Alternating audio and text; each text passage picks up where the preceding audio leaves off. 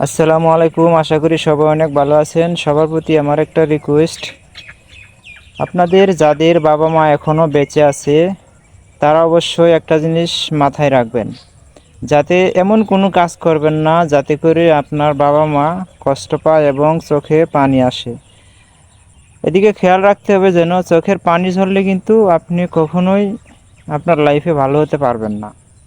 তার কারণ আল্লাহর পরেই কিন্তু বাবা মা, এই জিনিসটা আপনাকে মাথায় রাখতে হবে। আপনার মা যদি আপনার প্রতি সন্তুষ্ট না হয় তাহলে কিন্তু আপনি ৫ ওয়াক্ত নামাজ পড়েন বা যা কিছুই করেন সব কিন্তু বৃথা যাবে। আপনি লাইফে সাকসেসফুল হতে তো পারবেনই না, বরং হতাশায় ভুগবেন। এই জিনিসটা অবশ্যই মাথায় রাখবেন। আপনি রোজগার যাই করেন না কেন কিছুটা হলেও বাবা মাকে দেওয়ার চেষ্টা করবেন। যদি আপনি কম স্যালারিতেও চাকরি করেন, আপনার সংসার চালাতে খুব কষ্ট হয়, তারপরেও চেষ্টা করবেন যাতে করে বাবা মার সাথে আপনি আপনার স্ত্রী সন্তানদেরকে নিয়ে একসাথে বসবাস করতে পারেন, একসাথে থাকতে পারেন, অন্তত একসাথে খেতে পারেন। এই জিনিসটা আপনাদের প্রতি আমার রিকোয়েস্ট, এটা মাথায় রাখবেন অবশ্যই।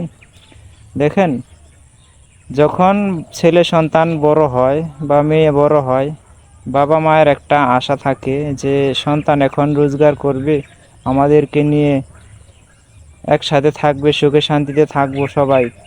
এইটা আশা কিন্তু অবশ্যই প্রত্যেকটা বাবা মায়েরই থাকে। অবশ্যই এই জিনিসটা আপনাদেরকে মাথায় রাখতে হবে। তাদের চাওয়া কিন্তু বেশি না। আপনি কিন্তু একটা জিনিস খেয়াল রাখবেন, বাবা মায়েরা কিন্তু অল্পতেই খুশি হয়ে যায়, অল্পতেই সন্তুষ্ট হয়ে যায়।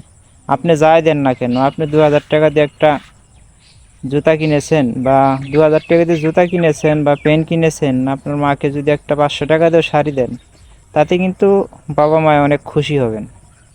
এই জিনিসটা মাথায় রাখতে হবে। সবার দিনটা ভালো কাটুক, সবাই বাবা মাকে নিয়ে সুখে শান্তিতে বসবাস করেন। আসসালামু আলাইকুম।